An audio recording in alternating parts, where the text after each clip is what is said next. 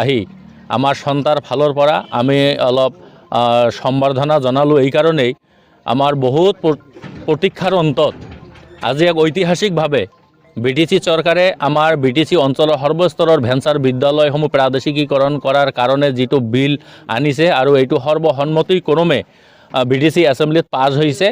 এতিয়া মাথোন ৰাজ্যপালৰ স্বাক্ষৰৰ প্ৰয়োজন আৰু আমাৰ ছাৰে কোৱা ধৰণে 12 তাৰিখৰ দিনাই ৰাজ্যপাললৈ এই আইনটো পঠিয়াইছে। এতিয়া ৰাজ্যপালৰ স্বাক্ষৰ হোৱাৰ লগে লগে এইটো আইনত পৰিণত হ'ব আৰু আমাৰ সৰ্বস্তৰৰ ভেঞ্চাৰ বিদ্যালয়সমূহ প্ৰাদেশিকীকৰণ হ'ব। তাৰ কাৰণে আমি আমাৰ BTC চৰকাৰক আমাৰ সন্তাৰ ফালৰ পৰা আমি আমাৰ আন্তৰিক ধন্যবাদ তথা কৃতজ্ঞতা জ্ঞাপন কৰিছোঁ। লগতে অসমৰ মাননীয় মুখ্যমন্ত্ৰী শ্ৰীযুত হিমন্ত বিশ্ব শৰ্মা ডাঙৰীয়া, আমাৰ শিক্ষামন্ত্ৰী ৰণোজ পেগু ডাঙৰীয়াকো আমি আমাৰ আন্তৰিক ধন্যবাদ তথা কৃতজ্ঞতা জ্ঞাপন কৰিছোঁ, কাৰণ তেখেতসকলে আমাৰ BTC চৰকাৰক যি দায়িত্ব অৰ্পণ কৰিছে তাৰ বাবে। লগতে আমাৰ BTC চৰকাৰৰ মুৰব্বী শ্ৰীযুত হাগ্ৰামা মহিলাৰী ছাৰৰ প্ৰত্যক্ষ প্ৰচেষ্টাত এই বিলটো আইনত পৰিণত হ'বলৈ গৈ আছে। তাৰ কাৰণে আমি হাগ্ৰামা মহিলাৰী ছাৰকো আমাৰ সন্তাৰ ফালৰ পৰা আন্তৰিক ধন্যবাদ তথা কৃতজ্ঞতা জ্ঞাপন কৰিছোঁ।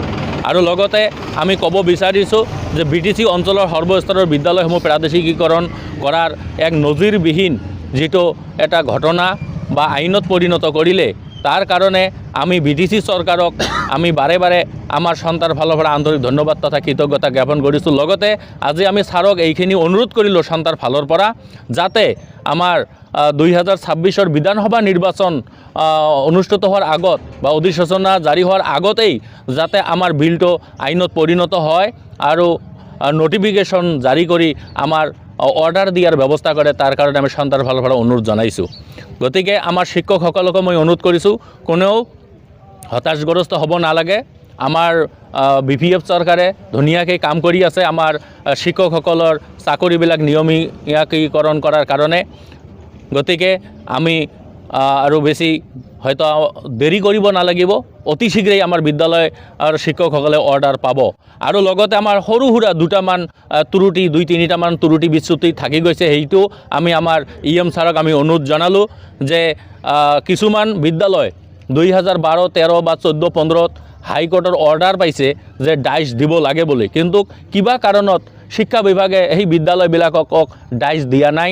গতিকে সেই হাইকোৰ্টৰ অৰ্ডাৰৰ ভিত্তিত হয়তো এই বিদ্যালয়সমূহকো স্পেচিয়েল কিবা কনচিডাৰেশ্যনৰ আনি কেনে এই বিদ্যালয়সমূহো যাতে প্ৰাদেশিকীকৰণ কৰাৰ ব্যৱস্থা কৰে, সেই কথাটো আমি আজি ছাৰক আমি ধুনীয়াকৈ বুজাই দিলোঁ। কিছুমান কাগজ পত্ৰ আমি ছাৰক জমা দিলোঁ আৰু ছাৰো আমাক আশ্বাস দিছে এইটো শিক্ষা ডিপাৰ্টমেণ্টৰ লগত আলোচনা কৰি কেনেকৈ সমস্যাবিলাক সমাধান কৰা যায় তাৰ ব্যৱস্থা কৰিব বুলি আমাক আশ্বাস দিছে। গতিকে আমি অনেক সুখী, আজি আমাৰ ইয়াত বহুত শিক্ষকসকল আহিছে। গতিকে এই BTC অঞ্চলৰ সৰ্বস্তৰৰ বিদ্যালয়সমূহ প্ৰাদেশিকীকৰণ কৰাৰ কাৰণে all BTC venture elementary teacher association এই সংস্থাটোৱে বলিষ্ঠভাৱে কাম কৰি আছে। আৰু সিদিনা আইন পাছ হোৱাৰ পিছত সন্ধিয়া আমাৰ ডাইৰেক্ট মই EM ছাৰৰ লগত মোৰ যোগাযোগ হৈছে। আমি পিছদিনাই আহি সম্বৰ্ধনা দিয়াৰ এটা আমাৰ ইচ্ছা আছিলে, কিন্তু ছাৰে সময় দিব পৰা নাই।